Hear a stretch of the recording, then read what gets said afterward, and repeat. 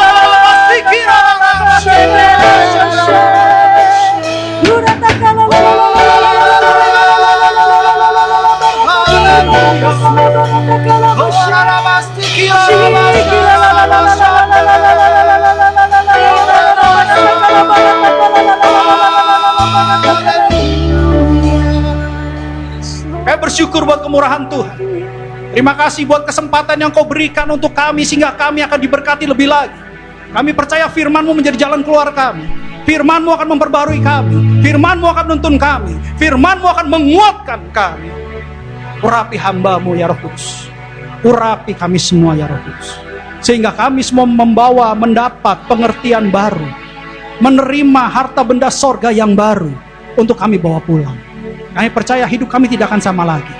Tapi manusia rohani kami akan semakin diperbaharui untuk semakin segambar dengan Yesus di dalam nama Tuhan Yesus. Berbicaralah Aba Bapa, kami siap duduk diam dalam hadirat-Mu untuk menangkan isi hati. Segala hormat, pujian, kuasa, kemuliaan, kemasyuran, kejayaan hanya milik-Mu Tuhan. Di dalam nama Tuhan Yesus Kristus kami mengucap syukur dan berdoa. Yang siap mendengarkan firman Tuhan sama-sama katakan amin. Silakan duduk Bapak Ibu Saudara-saudara sekalian. Shalom. Puji Tuhan. Hari ini kita akan diberkati dengan firman Tuhan. Yang pasti ya akan membuat kita menjadi lebih kuat dan lebih bersemangat. Yang mau katakan yes. Puji Tuhan. Coba multimedia tolong play satu video yang sudah saya siapkan. Lomba sepeda kalau nggak salah. Suaranya.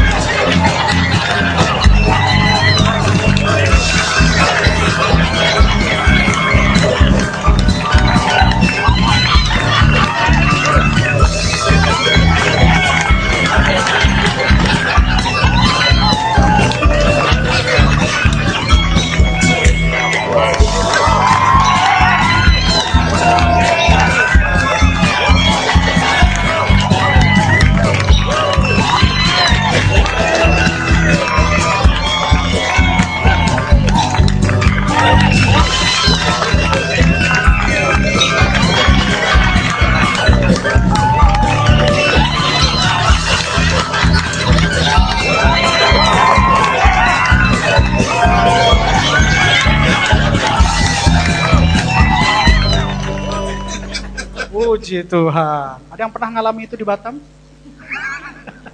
Haleluya. Ya, sesuai dengan film ini, terkadang kita juga tidak sadar bahwa kita sedang dalam pertandingan. Kadang kita tidak tahu, kita tidak mengerti bahwa kita diwajibkan untuk sebuah pertandingan. Jadi orang Kristen itu, ikut Tuhan itu bukan mudah.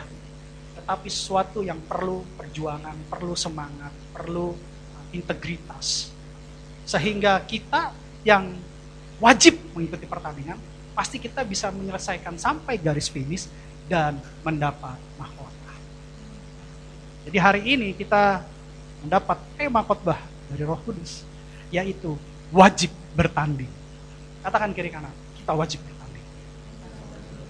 Mari kita buka Alkitab suci kita, handphone suci kita, bahkan multimedia yang sudah ditahirkan.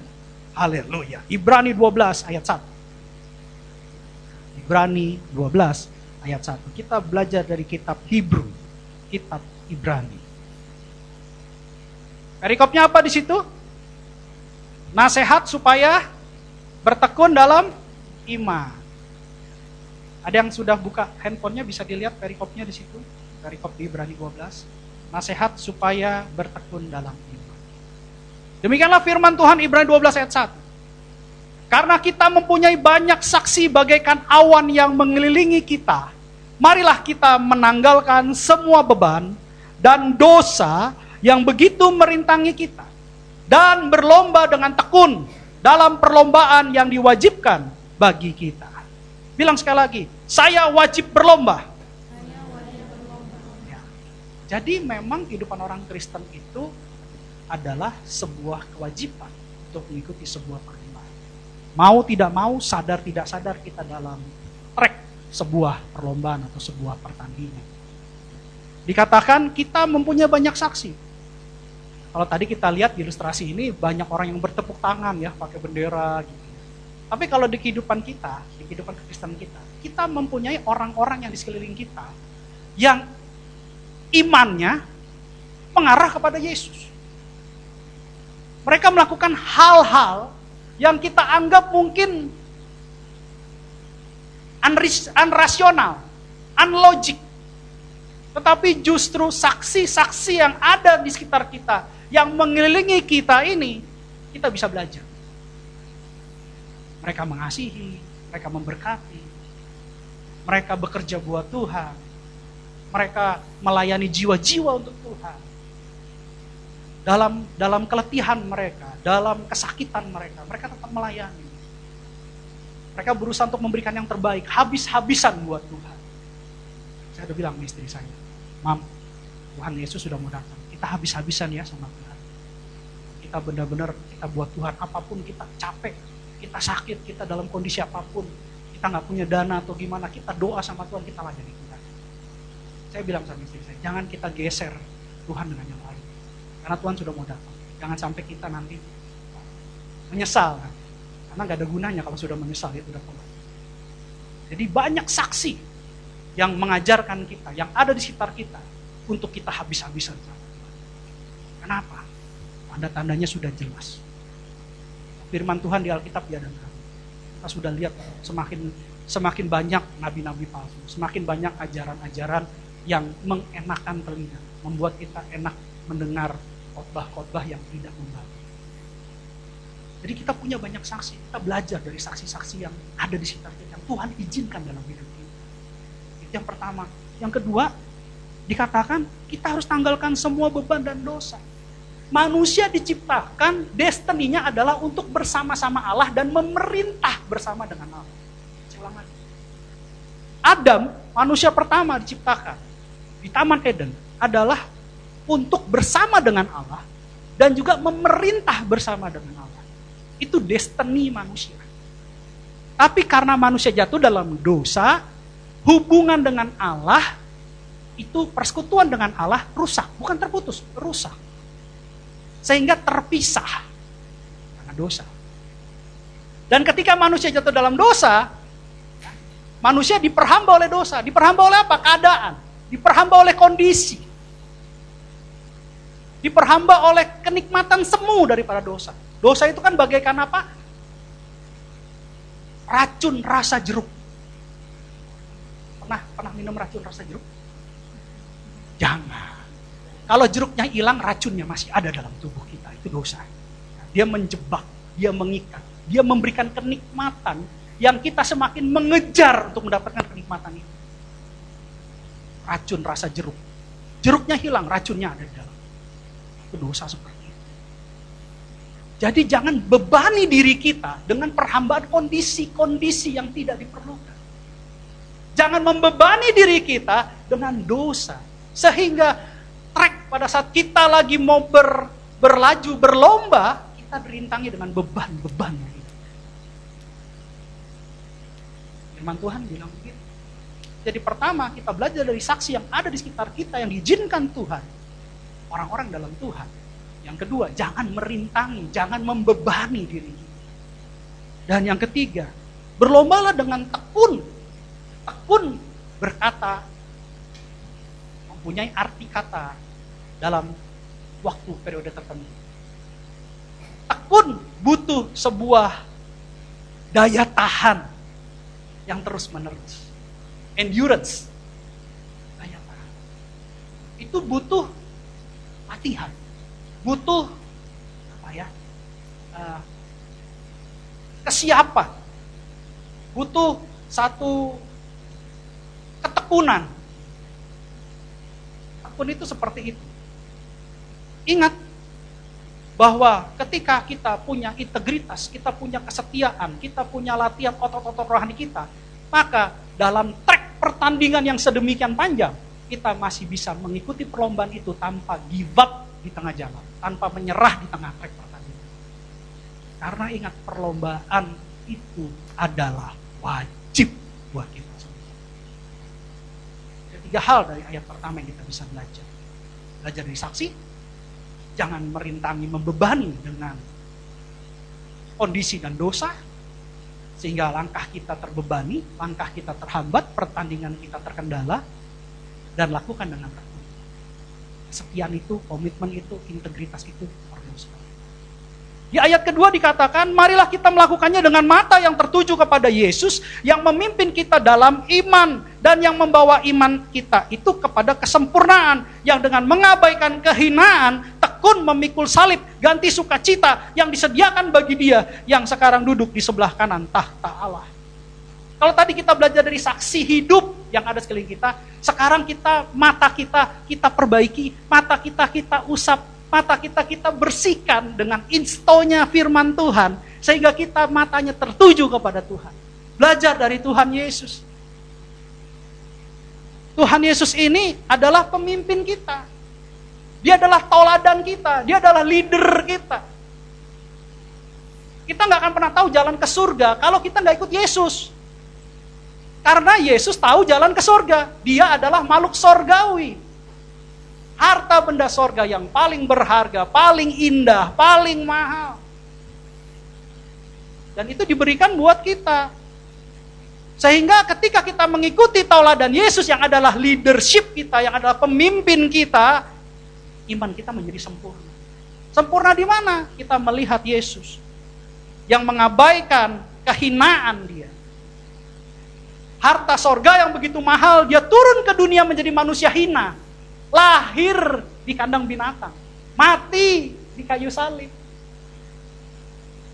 Dia tidak memakai identitas sorgawinya Dia, tapi Dia melepaskan, menggantikannya dengan identitas manusia yang hina, sehingga Dia bisa menyelamatkan kita. Apa yang terjadi dalam kehinaan yang Dia berikan? Dia sekarang sudah dimuliakan. Dia sudah dimuliakan. Dan Dia duduk di sebelah kanan tahta Allah. Untuk apa sebelah kanan? Untuk membela kita dari pendakwa-pendakwa kita. Sehingga ketika pendakwa kita di depan Allah Bapa membawa barang buktinya cacat. Dalam hakim tidak sah, dalam pengadilan tidak sah. Menurut hakim Allah Bapa di surga tidak sah barang bukti ini untuk mendakwa kita. Kok bisa cacat? Cacat karena darah Yesus. Kita belajar dari Yesus. Dia menderita, Dia menjadi hina. Tapi akhirnya Dia dimuliakan. Ini yang ayat kedua. Bagaimana dengan ayat ketiga dan keempat? Kuatkan lagi dengan firman Tuhan yang berkata di ayat 3 dan 4 begini. Ingatlah selalu akan Dia yang tekun menanggung bantahan yang sehebat itu terhadap dirinya dari pihak orang-orang berdosa. Supaya jangan kamu menjadi lemah dan putus asa. Wah, ngeri. Ayat keempat dikatakan, dalam pergumulan kamu melawan dosa, kamu belum sampai mencucurkan darah.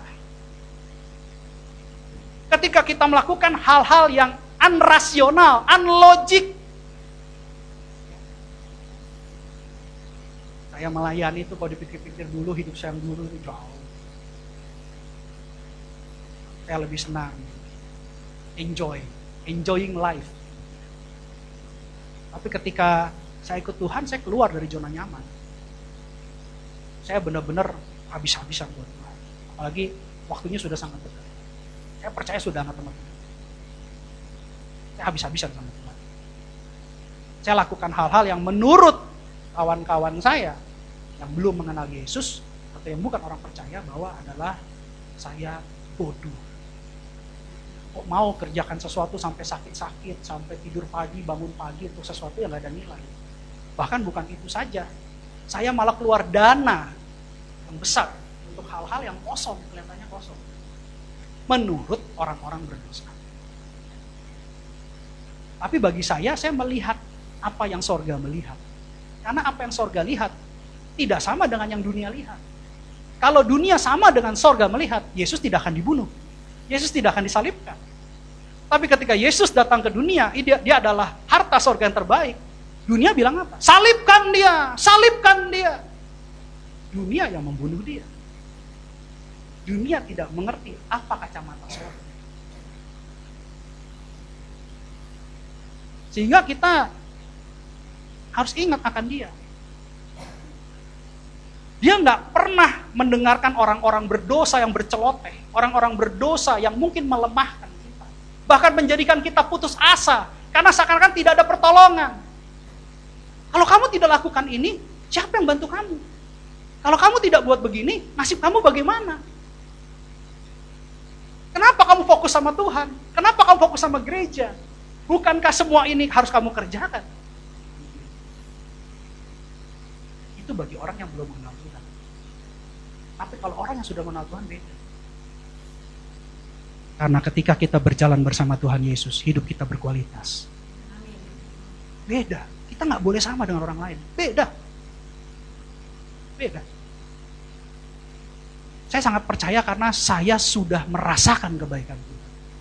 Bukan saya saja. Saya dan keluarga, bahkan gerejanya di tempat ini sudah merasakan kebaikan Tuhan. Jadi nggak boleh kita jadi lemah dan putus asa dengan perkataan-perkataan orang berdosa. Yang berkata-kata itu orang yang belum mengenal pribadi Yesus. Dia belum mengalami Kristus. Jangan sampai kayak begitu. Kita sekali Yesus, tetap Yesus. Amin. Berikan kemuliaan buat Tuhan. Ingat, pergumulan kita melawan dosa belum sampai bercucuran darah seperti Yesus disalib. Kita tidak perlu disalibkan lagi, karena sudah ada Yesus yang disalib buat kita. Satu kali bersama-lamanya. Yesus hanya meminta kita memikul salib bersama dia. Bukan disalibkan menggantikan Yesus. Yesus adalah Tuhan kita. Yesus adalah Juru Selamat kita. Tidak perlu kita menggantikan Tuhan yang sudah ada buat kita. Karena kita bukan Tuhan. Lalu ayat 5 dan 6 berkata begini. Dan sudah lupakah kamu akan nasihat yang berbicara kepada kamu seperti kepada anak-anak? Hai anakku, janganlah anggap enteng didikan Tuhan. Dan janganlah putus asa apabila engkau diperingatkannya. Karena Tuhan menghajar orang yang dikasihinya. Dan ia menyesah orang yang diakuinya sebagai anak. Firman Tuhan bilang bahwa kita adalah anak-anak Allah. Kita bukan hamba Allah. Hati kita seperti hamba. Kita harus miliki hati hamba. Tapi status kita adalah anak. Kenapa? Karena hanya anak yang mewarisi kerajaan sorga. Tapi hati kita harus sebagai hamba. Kenapa sebagai hamba? Karena kita sudah ditebus oleh darah Yesus dan lunas. Dia adalah Tuhan kita. Dia adalah Tuhan kita. Kalau dia adalah Tuhan kita, kita adalah hambanya. Tapi status kita adalah anak, di mana Yesus adalah yang sulung di antara banyak anak. Sehingga kita adalah pewaris kerajaan sorga. Harus mengerti konteks ini. Ini adalah ayat dari perjanjian lama. Dan dijabarkan di ayat 7 dan 8 demikian. Jika kamu harus menanggung ganjaran Allah, memperlakukan kamu seperti anak, di manakah terdapat anak yang tidak dihajar oleh ayahnya? Lalu ayat 8 berkata, tetapi jikalau kamu bebas dari ganjaran yang harus diderita setiap orang, maka kamu bukanlah anak, tetapi anak-anak gampang. Maksudnya apa? Disiplin, tuntunan, ajaran, didikan daripada Bapa Sorgawi, itu bukan sebagai hukuman. Tetapi ketika Tuhan memberikan disiplin, mengajarkan didikan, memberikan pengajaran, itu menjadikan kita sebagai anak. Itu adalah berkat kita karena kita anak. Jadi jangan dipikir bahwa pendisiplinan dari Tuhan itu sebagai hukuman. Tetapi pendisiplinan didikan Tuhan itu karena Bapa Sorgawi menganggap kita anak. Katakan, saya adalah anak Allah. Jadi disiplin ini bagus buat kita. Kita ini berarti anak. Kalau kita tidak ditegur, kita tidak dididik, kita tidak didisiplinkan, berarti kita bukan anak. Kita anak-anak ilegal.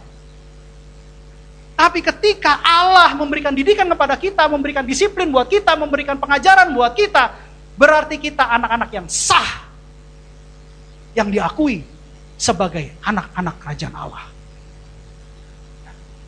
Bapa yang baik bukan hanya memberikan kasih. Bapa yang baik bukan hanya mencukupi kebutuhan kita. Tapi Bapa yang baik, Dia akan mendidik kita sebagai anak-anak menjadi anak-anak yang dalam kebenaran, yang ada dalam kebenaran. Makanya saya udah bilang dari kemarin, jangan cari bapak rohani yang cuma menyenangkan telinga kita, tapi cari yang mendidik. Karena secara tidak sadar, dengan melihat masa lalu kita sudah diperbaharui oleh Roh Kudus. Melalui apa?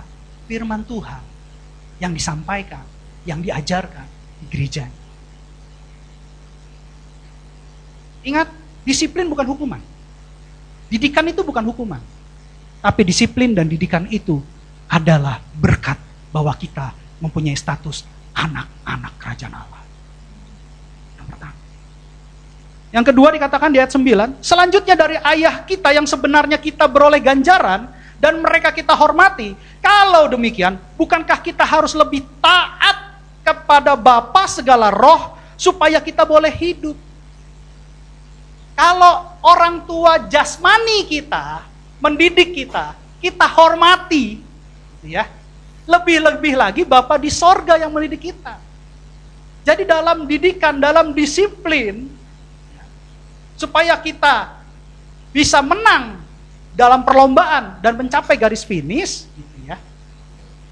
Ada satu nilai lain, yaitu dibutuhkan ketaatan. Kalau tadi statusnya kita sebagai anak, bukan hukuman, tapi menjadikan kita status sebagai anak. Yang kedua, di dalam kedisiplinan, dalam didikan Tuhan ada ketaatan. Kita bukan hanya ke gereja mendengar firman Tuhan, terus yang diingat adalah ilustrasi humornya, bukan. Kita ke gereja ingat firman Tuhan, dan firman Tuhan itu hidup, sehingga pada saat kita melangkah, kita terngiang-ngiang dengan firman Tuhan. Dan kita melakukannya. Yohanes 14 ayat 15 berkata begini. Coba buka Yohanes 14 ayat 15, kita lompat sebentar. Nanti kita balik lagi. Yohanes 14 ayat 15. Ayo kita baca sama-sama. 3, 2, 1. Jikalau kamu mengasihi aku, kamu akan menuruti segala perintah. Ketika kita didisiplinkan Tuhan dan kita taat melakukan firman-Nya, artinya kita mengasihi Dia. Itu cinta kasih mula-mula kepada Yesus. Orang yang cinta kepada pasangannya, dia tidak akan melakukan hal-hal yang tidak baik kepada pasangannya. Saya ketika bilang sama istri saya, "Mam, tolong bikinin kopi, karena papi lagi kerja sampai pagi, ngerjain sesuatu untuk STT." Walaupun istri saya mungkin tidak sepakat dengan saya, karena sudah waktu saya minta kopi itu jam 9 malam. Berarti kalau saya minum kopi jam 9 malam, berarti saya tidurnya pagi. Itu indikatornya di situ. Kenapa? Kalau saya lagi bikin program, itu titik atau koma hilang, programnya jadi error. Titik, satu iota gitu kan, kalau di Taurat gitu. Program kayak begitu. Satu single simbol yang kita hilangkan, titik, koma, tanda seru, tanda petik, hilang satu aja. Itu satu program semua error. Jadi kalau saya lagi ngerjakan program, matanya berkabut, waduh, itu susah melihat titik. Jadi mau tidak mau harus obatnya kopi. Kalau kopi, itu berarti istri saya udah tahu saya tidurnya pagi. Mungkin pada saat saya lakukan itu, saya lagi tidak sehat. Tetapi saya punya komitmen. Karena kalau kita berbicara tentang pernikahan, itu berbicara tentang komitmen. Kalau kita berbicara tentang pernikahan sorgawi dengan mempelai pria yaitu Yesus, itu berbicara tentang komitmen. Jangan digeser-geser. Nanti saya kasih lihat ayatnya, jangan digeser-geser. Itu komitmen. Jadi ketika istri saya mau, tidak sepakat, dia tetap menyediakan kopi. Kenapa? Karena dia sayang sama saya. Tapi dia nasihati, jangan tidur malam-malam ya Pi, kondisinya kurang sehat. Saya cuma bilang, iya, nanti sudah siap saya tidur. Terkadang saya untuk menenangkan dia, saya bawa tuh laptopnya ke kamar. Jadi istri saya tidur, saya kerja di kamar. Wah Pak, kalau lembur kenceng dong. Apanya kenceng? Ototnya kenceng. Gitu loh. Kantongnya gak kenceng, ototnya kenceng. Tapi saya percaya apa yang saya lakukan buat Tuhan tidak akan pernah sia-sia. Ya. Jadi itu yang saya lakukan. Saya kerjakan. Selesai. Puji Tuhan. Selesai. Terkadang saya udah capek, saya doa sama Tuhan. Tuhan saya udah capek banget, saya gak kuat. Programnya belum selesai. Tuhan, saya minta tolong. Bukakan yang tidak terlihat. Ajarkan saya, berikan saya hikmat. Tiba-tiba tuh gak tahu gimana idenya bisa celung. Otak saya bisa encer. Atau saya ketemu, wah ini problemnya gitu. Begitu selesai, saya janji sama Tuhan, tidur, saya tidur. Saya gak terus. Saya kok udah capek, saya bilang sama sorga, saya capek. Saya gak tahu lagi mesti gimana. Karena capek, kadang-kadang kita buntu kan. Kita gak tahu jalan keluarnya kemana. Jadi saya doa sama Tuhan. Tapi yang jelas di situ, kalau saya menghormati orang tua, saya lebih-lebih lagi saya menghormati Bapak Sorgawi yang akan memberikan saya hidup. Hidup yang kekal. Ingat, setelah dari dunia ini, tidak ada yang namanya temporary. Setelah dari dunia ini, result daripada hidup kita adalah kekal. Mau bersama Yesus selama-lamanya, atau terpisah dari Yesus selama-lamanya. Tinggal pilih aja. Sekarang masih kehendak bebas, free will. Bebas mau pilih, ya mau main-main terserah. Kalau saya sarankan sebagai bapak jangan. Free will, bebas. Tapi konsekuensinya nanti tidak bebas. Kehendak bebas tapi konsekuensi tidak bebas. Tidak bisa memilih lagi.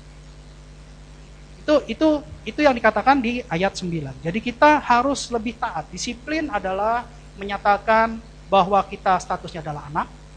Dalam disiplin ada ketaatan, nilai ketaatan membuat kita menjadi taat. Yang ketiga di Ibrani 12 ayat 10 dikatakan begini. Ibrani 12 ayat 10. Sebab mereka mendidik kita dalam waktu yang pendek sesuai dengan apa yang mereka anggap baik. Tetapi dia berbesar. Menghajar kita untuk kebaikan kita. Supaya kita beroleh bagian dalam kekudusan. Amin. Kalau orang tua mendidik kita untuk kebaikan kita. Lebih-lebih lagi Bapa di sorga. Kita mendapat bagian dalam kekudusan. Dalam kekudusannya ada kuasa. Ketika kita memiliki kuasa, kita akan memerintah bersama-sama dengan Dia 1000 tahun damai. Ini penting. Yang ketiga berarti ada profit. Yang pertama tadi ada status, kita menjadi anak Allah. Yang kedua ada obey, ketaatan. Ya. Yang ketiga ada profit, keuntungan buat kita. Karena kita mendapatkan kembali janji Allah, destiny kita, bahwa kita bersama-sama dengan Allah dan memerintah bersama-sama dengan Allah. Destiny kita dikembalikan. Karena Allah menciptakan manusia untuk itu. Beda dengan malaikat. Malaikat ketaatannya mutlak. Dia diciptakan untuk melayani, bukan memimpin. Manusia ketaatannya dalam kasih. Tuhan tidak pernah memaksakan ketaatan. Tuhan mendidik kita supaya kita taat. Tuhan mengajarkan kita supaya kita taat, bukan memaksakan. Ya. Dan ketika kita taat di dalam kasih, maka persekutuan dengan Allah itu akan pulih. Itu destiny-nya. Destiny yang pertama-tama Allah menciptakan manusia. Sehingga kita akan kembali lagi ke destiny kita. Bersama-sama dengan Allah dan memerintah bersama-sama dengan Allah. Itu yang ketiga. Yang keempat, di ayat 12 dan 13 dikatakan gini. Sebab itu kuatkanlah tangan yang lemah dan lutut yang goyah. Dan ayat 13. Dan luruskanlah jalan bagi kakimu. Sehingga yang pincang jangan terplecok. Tetapi menjadi sembuh. dengan pengajaran, dengan pendisiplinan yang Allah izinkan, kelemahan kita. Mungkin kita berjalan nyimpang kiri dikit, kan dosa kecil. Bohong dikit, kan buat kebaikan. Terplecok pincang, terplecok nyimpang. Maka itu semua akan disembuhkan Tuhan. Kita akan menjadi manusia rohani yang sehat dan terus bertumbuh. Karena kalau manusia sakit tidak akan bisa bertumbuh. Pertumbuhannya akan terhambat oleh virus, oleh sakit penyakit. Tapi ketika dia sehat, dia akan terus bertumbuh dengan cepat dan kuat. Sama seperti manusia rohani kita. Pendisiplinan dari Allah. Itu akan menjadikan manusia rohani kita sehat, kuat, dan terus bertumbuh. Sama seperti Yesus nanti. Amin. Ini yang keempat. Ada 4 poin. Bagaimana dengan nasihat-nasihat lain? Paulus bilang ini dalam nasihat lain. Di ayat 14. Berusahalah hidup damai dengan semua orang dan kejarlah kekudusan. Sebab tanpa kekudusan tidak seorang pun akan melihat Tuhan. Ingat, Tuhan Maha Kudus. Kita tidak kudus karena dosa. Kita tidak bisa mendekat dengan Maha Kudus. Ada satu dinding jernih, dinding seperti kaca yang memisahkan kita dengan Allah. Karena Dia adalah Maha Kudus, kita tidak kudus karena dosa. Karena itu kita harus berdamai. Jangan buat kemarahan dengan orang lain. Jangan benci sama orang lain. Tapi lepaskan pengampunan. Saya mau kesaksian sih. Sehubungan dengan ini. Jadi kalau saya beritakan firman berarti saya harus melakukan firman. Saya kuliah dari tahun 2011 sampai 2013 untuk S2 saya. 2015 S3 baru lulus. Jadi 2013 S2 saya lulus. Tapi yang jadi masalah adalah status S2 saya tidak ada di pangkalan data. Ya. Pak, Bapak kuliah bayar gak? Bayar. Bapak kuliah beneran gak? Kuliah beneran. Saya perjalanan dari rumah saya di Johar Baru, itu sampai ke STT, pulang pergi sekitar 2,5 jam sampai 3 jam. Pulang pergi. Karena ke Banten. Daerah Banten, jauh. Saya kuliahnya di situ. Sekitar 3 jam. Saya pulang pergi. Naik motor. Jadi kalau pulang itu, rata-rata saya pulang jam 12 sampai jam 1 pagi baru sampai rumah. Itu kuliah saya. Jadi kalau kalian kuliah sampai jam 10 malam, ngeluh-ngeluh, aduh capek malam. Kalah, saya sampai pagi. Saya ngejar Tuhan. Saya tidak lari, malah saya mengejar. Makanya kalau kalian lihat kenapa berkat-berkatnya begitu luar biasa, karena saya ngejar. Saya bukan menghindar, saya kejar. Ya. Akhirnya saya kuliah berapa tahun, lulus, dapat sertifikat, ya, dapat transkrip, ya. Tapi status gak ada. Saya taunya kenapa? Waktu saya kemarin mau ngurus NIDN dosen. Ternyata saya statusnya belum ada di pangkalan data. Jujur saya di STT sekarang yang di Batam ini, saya bantu mahasiswa-mahasiswi yang mungkin belum bayar. Administrasinya tertunda.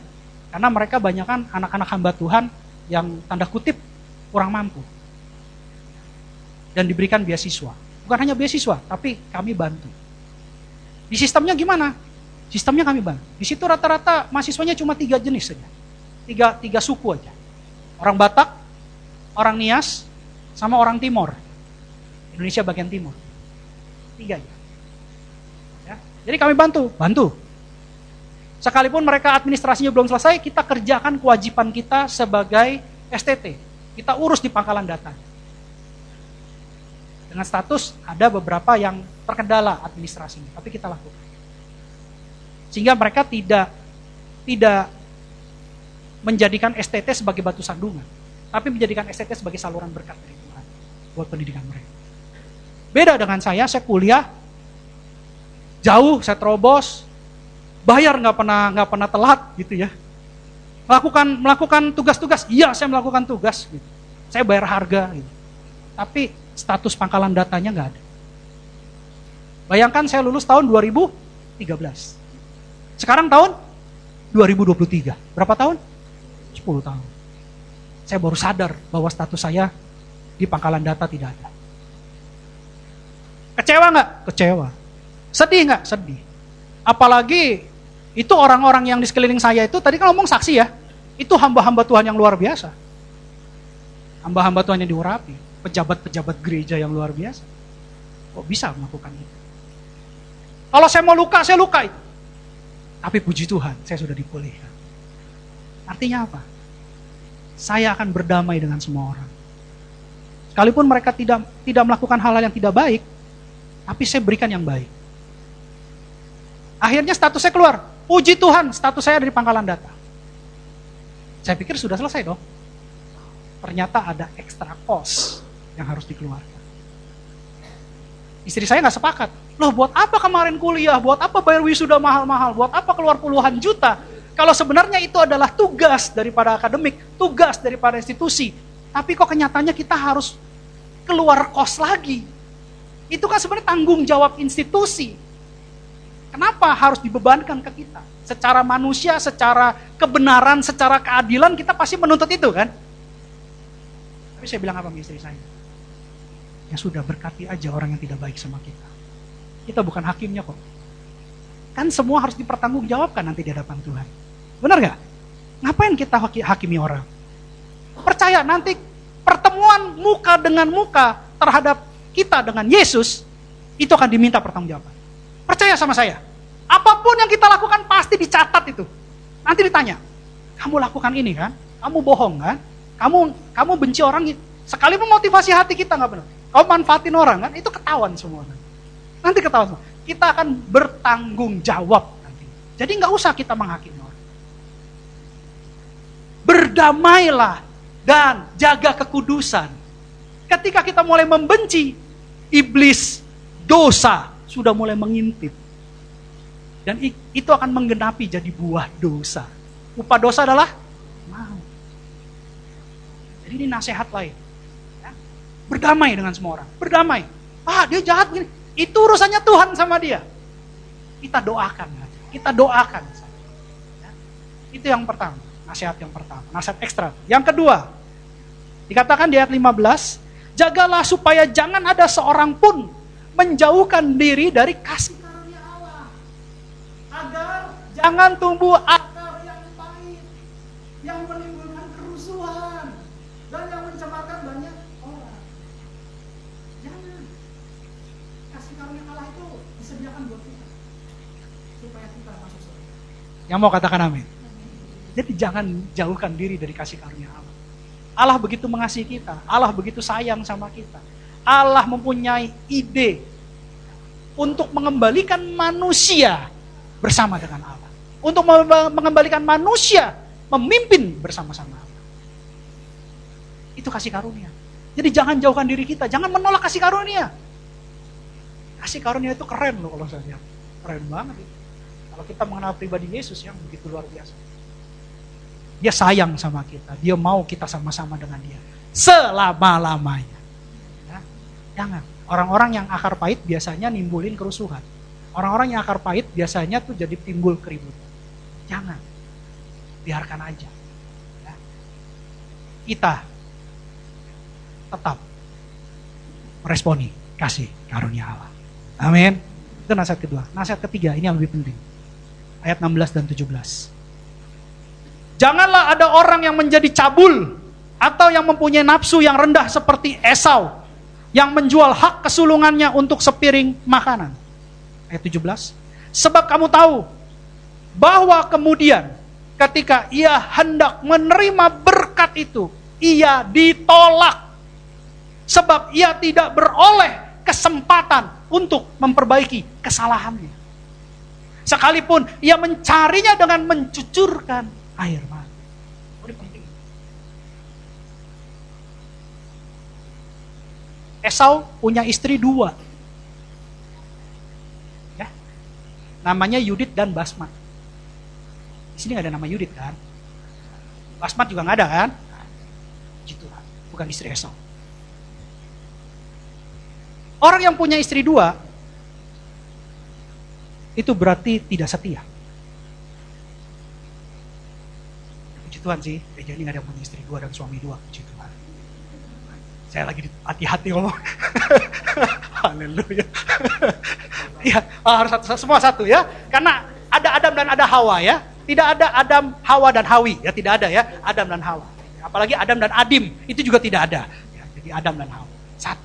Di dalam kekristenan, satu istri, satu suami, selama-lamanya sampai maut memisahkan kita. Amin. Nah, itu kekristenan. Makanya menikah dengan Kristen. Puji Tuhan. Oke. Haleluya.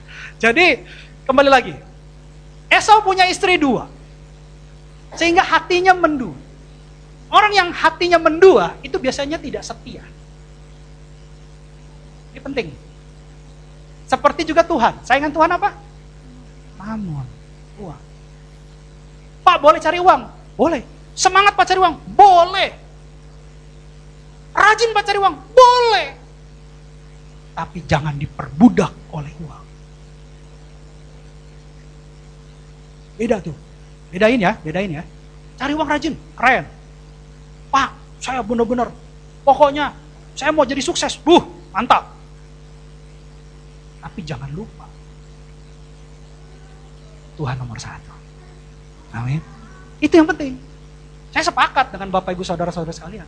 Saya senang kok kalau jemaat dan pekerja di sini sukses. Senang sekali saya. Tapi bukan hanya sukses di dalam marketplace, tapi juga kerohaniannya dewasa. Keren. Keren itu. Yang begitu. Ya. Jadi jangan seperti Esau. Sampai dia menggantikan prioritas kesulungannya. Ini anak sulung, anak laki-laki sulung, enggak di orang Batak, enggak di orang Chinese. Itu berharga itu biasanya anak laki-laki sulung. Karena dia menggantikan orang tua ketika enggak ada. Ini tanggung jawabnya besar. Anak laki-laki sulung. Suku Chinese, suku Batak, itu sama. Kalau saya lihat. Bernilai, berharga.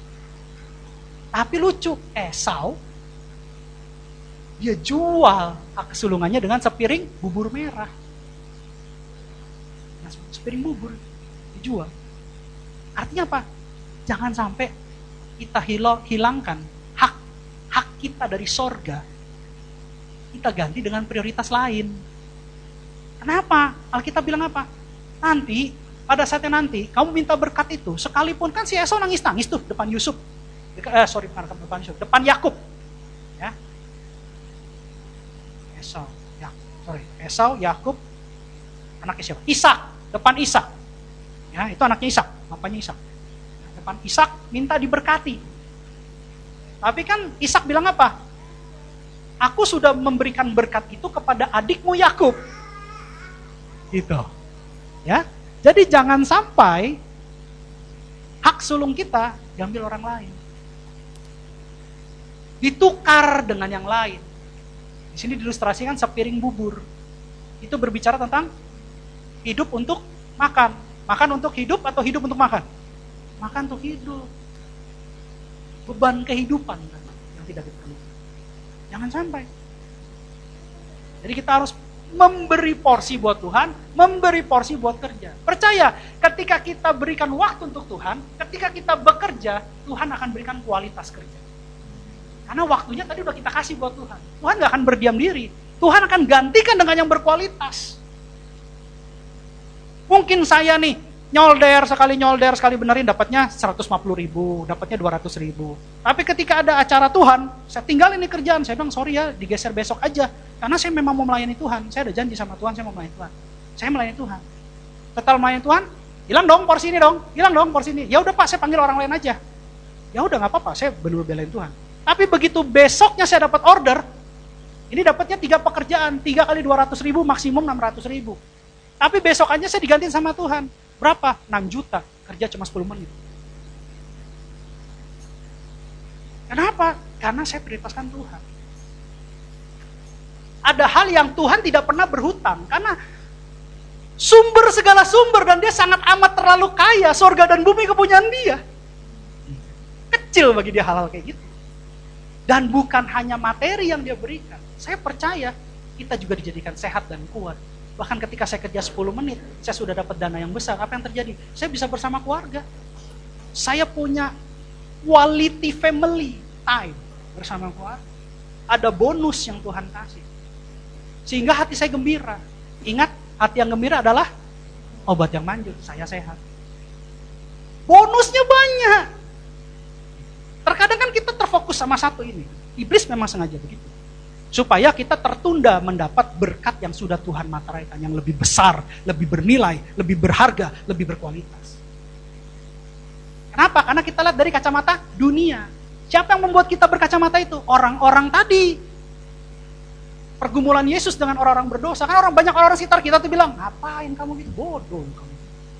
Hujan-hujan kamu pergi ke Batu Aji. Dapat duit enggak. Beli bensin. Buang waktu. Tidur pagi. Tapi saya percaya, apa yang saya tabur pasti saya tuai. Tuhan jangan dipermainkan. Dan tidak bisa dipermainkan. Jadi hari ini kita belajar. Jangan sampai seperti Esau sudah mencucurkan air mata, dia tertolak. Jangan, itu sudah terlambat. Jangan. Ingat, Tuhan sudah mau datang. Saya ajak Bapak, Ibu, Saudara-saudara sekalian, jemaat dan pengerja di tempat ini. Kita habis-habisan sama Tuhan. Supaya apa? Jangan ada yang tertinggal. Dan saya percaya dalam nama Tuhan Yesus tidak ada yang tertinggal. Amin. Nah, kita sama-sama. Sukacita, dukacita sama-sama. Jangan hanya party bakar-bakar, kita sama-sama. Gitu ya. Doa juga harus sama-sama, pujian penyembahan juga harus sama-sama. Kalau party aja ada tuh. Kan? Wah. Begitu doa pujian penyembahan di mana? Yuk kita sama-sama. Sukacita, dukacita kita sama-sama. Naik ke surga sama-sama. Amin. Ya. Ini tugas kita semua. Makanya colek kiri kanan. Ayo kita selalu datang ke gereja. Haleluya. Oke, jadi hari ini kita belajar bahwa kita semua wajib berlomba. Berlomba itu di dalam kekristenan diwajibkan. Untuk itu, maka jangan takut untuk didisiplinkan Tuhan. Karena ketika Tuhan mendidik kita, ketika Tuhan mendisiplinkan kita, berarti kita adalah anak. Status kita adalah anak. Anak yang legal, anak yang sah, anak-anak kerajaan Allah. Yang kedua, kita diajarkan untuk menjadi taat. Taat adalah berarti mengasihi Tuhan. Taat bukan dengan paksaan, tapi taat dengan kasih. Kasih yaitu cinta mula-mula, kasih mula-mula bersama Yesus. Yang ketiga, melalui kedisiplinan, maka kita dapat profit, kita dapat sesuatu yang baik. Kita akan dapat satu keuntungan, yaitu kita akan kembali bersama-sama Allah dan memerintah bersama-sama Allah. Yang keempat, melalui kedisiplinan, maka ada yang kelewat sebenarnya ya. Yang ke-11 itu ada yang kelewat, ayat 11. Ya, tadi ke-skip ya, ayat 11 itu. Coba yang ayat 11, yang keempat. Tidak boleh hilang kata Tuhan. Ayo kita baca sama-sama. 3, 2, 1.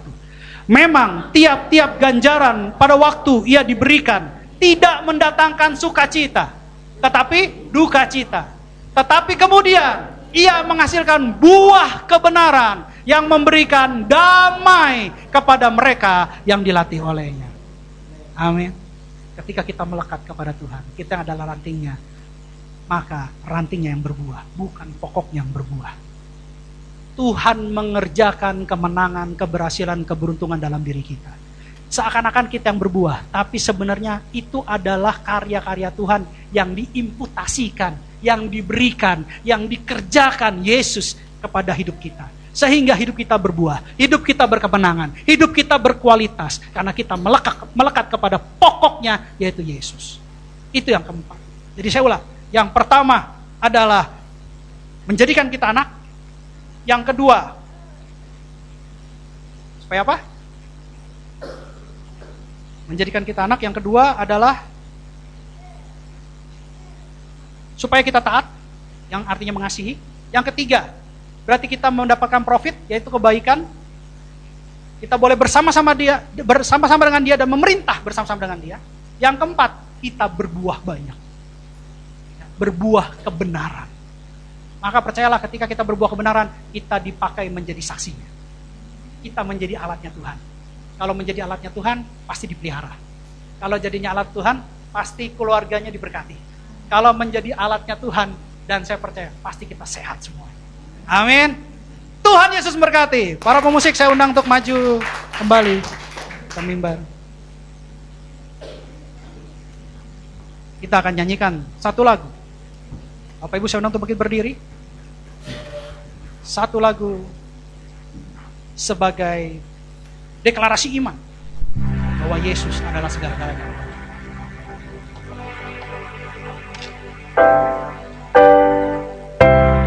Engkaulah kekuatanku, Engkaulah kemuliaanku, Engkaulah segalanya.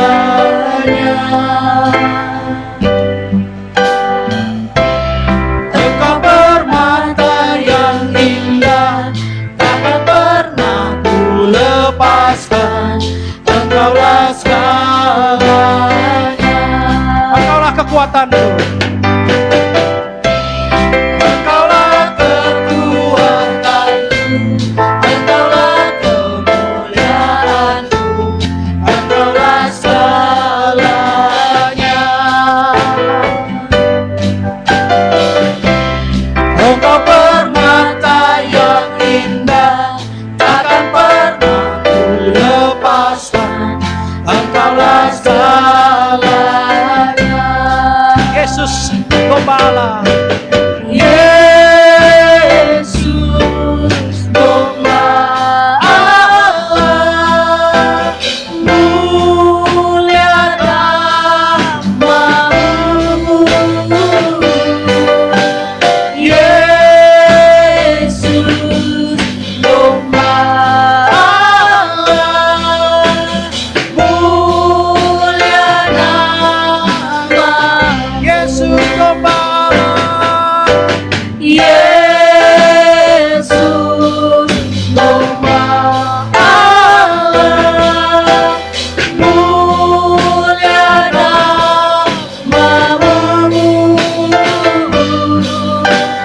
Yesus Gembala, mulia namamu. Yesus Gembala, Yesus Gembala, mulia namamu. Yesus Gembala, mulia namamu. Yesus Gembala, Yesus Gembala, mulia namamu. Yesus Gembala, mulia namamu. Lebih sungguh-sungguh lagi katakan Yesus Gembala. Yesus Gembala, mulia namamu. Yesus Gembala, mulia namamu. Mulia namamu. Mulia namamu. Mulia namamu. Mulia namamu.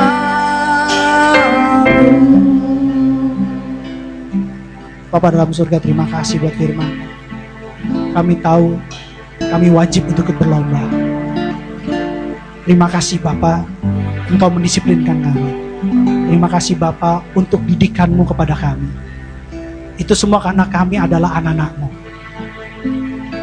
Kami tahu juga Tuhan, melalui didikan-Mu kami menerima kebaikan, yaitu kami mendapat bagian dalam kekudusan-Mu. Bahkan kami tahu Tuhan, dengan melekat kepadamu, kami akan menghasilkan buah kebenaran, menjadi saksi-Mu yang hidup. Kuatkan kami, mampukan kami ya Roh Kudus, sehingga kami boleh bertanding tanpa dirintangi oleh beban dan dosa.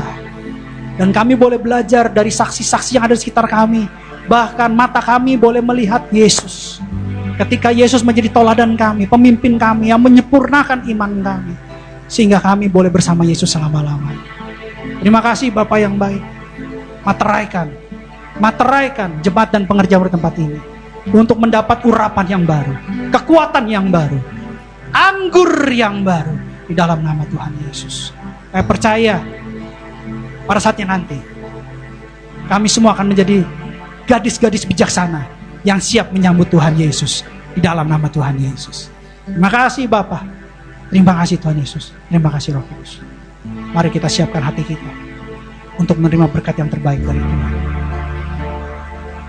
Kekasih-kekasih Kristus, sama seperti engkau membuka kedua tanganmu dan pintu hatimu di hadapan Tuhan, pintu surga terbuka di hadapanmu. Pulanglah dan bawalah berkat kemenangan, berkat keberhasilan, berkat keberuntungan, roh yang menyala-nyala, tubuh yang kuat, jiwa yang sehat, bahkan berkat kekudusan, berkat keselamatan, berkat Abraham, Ishak, dan Israel, kasih karunia yang melimpah-limpah, dan shalom dari Allah Bapa kita di surga, melalui Tuhan kita Yesus Kristus dan persekutuan yang manis bersama dengan Roh Kudus, mulai saat ini, sampai Tuhan Yesus menjemput kita semua di awan-awan yang permai, sampai selama-lamanya. Bagi setiap kita yang percaya, sudah menerima berkat Tuhan, sama-sama kita katakan, amin. Tuhan Yesus berkati, shalom.